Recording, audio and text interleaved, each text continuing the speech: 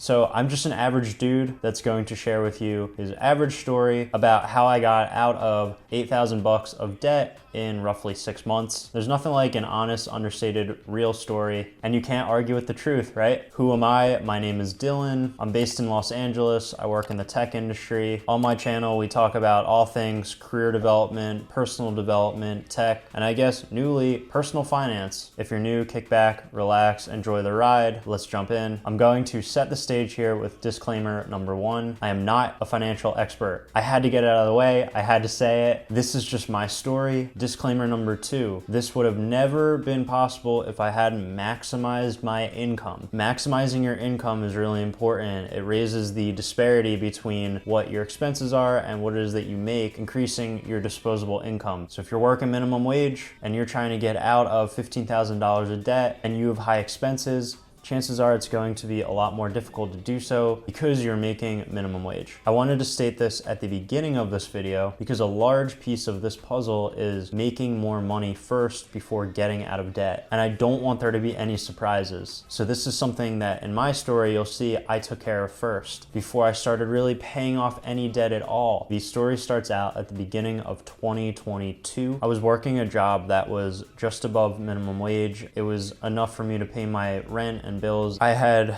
roughly $2,000 of credit card debt at this point. To be honest, I was a little bit irresponsible with my credit card. I knew that $2,000 relatively isn't a whole lot. I know there's some people that have $10,000, $20,000 of credit card debt, but for me, I felt like I wanted to pay it off. Honestly, this $2,000 started to snowball a little bit because by the spring of 2022, I had a sudden situation where I had to move out of my apartment and I didn't want to live with roommates anymore, so I decided to live alone. And living alone, as you know, typically costs a lot more than splitting rent with roommates every month. So when I ended up moving in April of 2022, my credit card debt ended up jumping up to roughly $3,000 balance. So I had just moved, I had these moving expenses on my credit card, and on top of that, I had about a $4,200 private loan from college that I needed to pay off. Fast forward a little bit, it's early summer of 2022. I had bought some more items for my apartment, like a couch and a TV and whatnot, and this brought my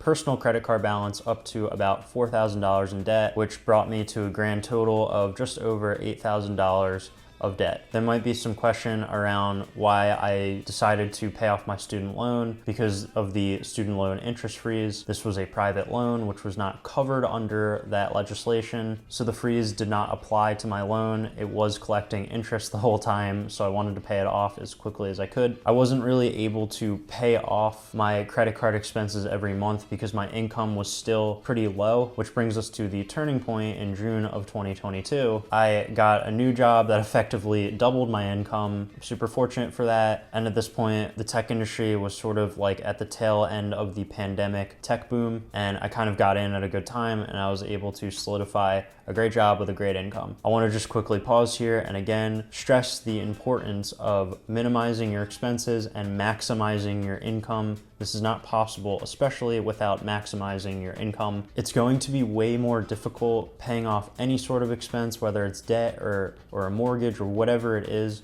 without having an income that's going to be able to meet those demands. You're making a long-term decision for your financial health and for growing your wealth. So if your income isn't where it needs to be able to cover just those baseline expenses, then you have to work on building more income. A lot of times what that looks like is learning a new skill or taking new opportunities. To be totally honest, be ready to struggle. With all of this in mind, I had this new job and I was ready to finally tackle my debt. I came up with a plan. Number 1, I first did research on how to pay off my debt, which I will compile into this video for you. There's a few different methods, ones that Dave Ramsey popularly talks about. The method that I went with was the debt avalanche. I wanted to get the high interest debt out of the way as quickly as I could. As you know, credit cards tend to have the highest interest debt out there, so I knew that I wanted to start tackling the credit card debt first. All right, so with this new plan of action, it looked like that I was going to be paying off my credit card debt basically all summer long, and I wanted to organize my thoughts on how to do it. Some would call this a strategy. Haha, that's my dry humor. All right, anyways, number 2, I did research on apps that would help me plan plan and meet these goals, I immediately got overwhelmed and realized that there are way too many apps out there and I don't need to use an app to tackle my debt. I didn't have any more time to waste, so I just decided to write up my own plan and use this notebook. There's something about writing your goals down, I don't care what it is, and checking them off that feels way more gratifying than using any app. Just reading verbatim out of the plan that I wrote, I really didn't do anything that special. I didn't want to overcomplicate it, so my advice is to just keep it simple if you're going to use this strategy. But basically, I wrote out that I'm currently in $4,000 of debt on my card. By September 16th, 2022, I will carry $0 in debt on my credit card, and below are the debt milestones. I set a date for the debt amount that I wanted to be at, and I kind of just slowly began to pay it off. You can see, that is a 12-week debt paydown program. It started on July 8th of 2022. I structured it in that, on the in-between weeks of my paycheck,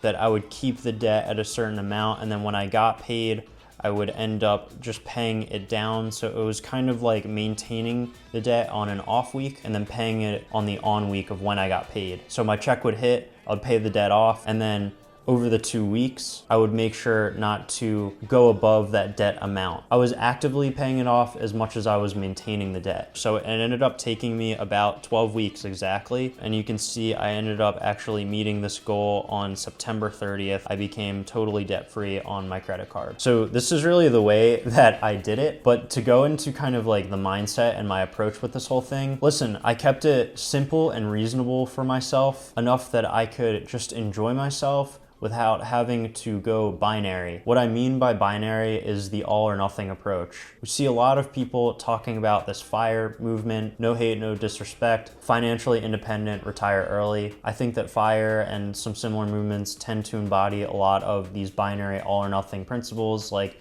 save 75% of your income or whatever. I don't know. I think do your own research on it and look it up. That doesn't work for me though. I want to be present and enjoy my life and enjoy the income that I bring in, but also be reasonable about it and make sure that I'm saving, paying off my debt, investing. My life philosophy is that the all or nothing approach is kind of unhealthy. I think that life is all about compromise and meeting yourself in the middle so that you can enjoy yourself and still tend to your obligations. So yeah, like I said, I just focused on paying this down the whole entire summer. To be honest, there were some tough moments. Like I got asked to go on a few trips this summer that honestly I had to decline because I knew that it would have pushed me over the edge with my debt maintenance program. But I knew that this was kind of time and money put in so that I can enjoy myself the following summer. And that's just a sacrifice that I had to make. It was very tempting, but I knew that paying off the debt was more important to me. So I just budgeted, I paid off the debt, and I stuck to it. There's no like life hack or secret principle that I used. I just wanted to get it done, so I got it done. So like I said, by the end of September, I had paid off all of my personal credit card debt. This was great because again, it was super high interest, and I knocked it out using the debt avalanche technique. So following the debt avalanche technique, I just knocked out the highest interest debt that I had had. The second highest interest debt that I had had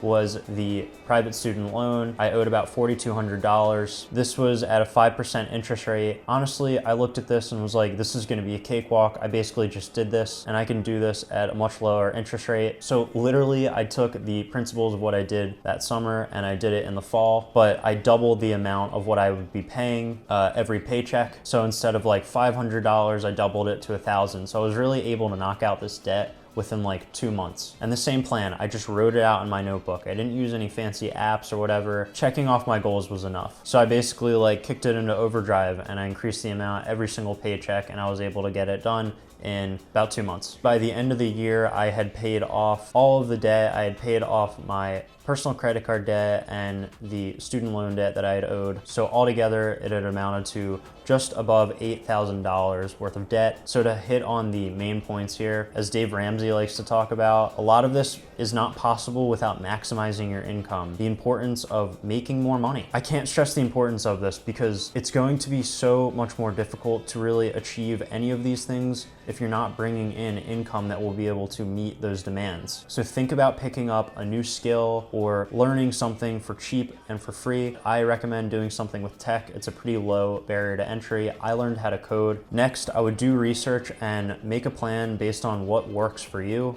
You should be flexible. I wrote down my goals and checked them off. I think that using these apps and too much technology is kind of like further kicking the can down the road. That's just my opinion. I think that you can do it the old-fashioned way.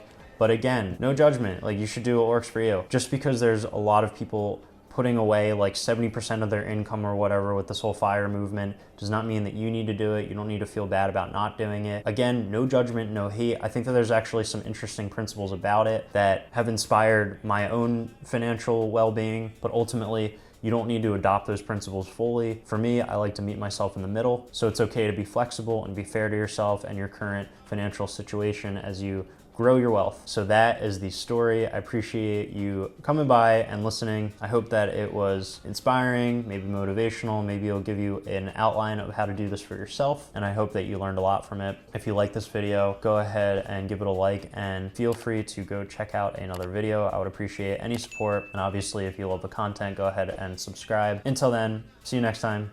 Peace.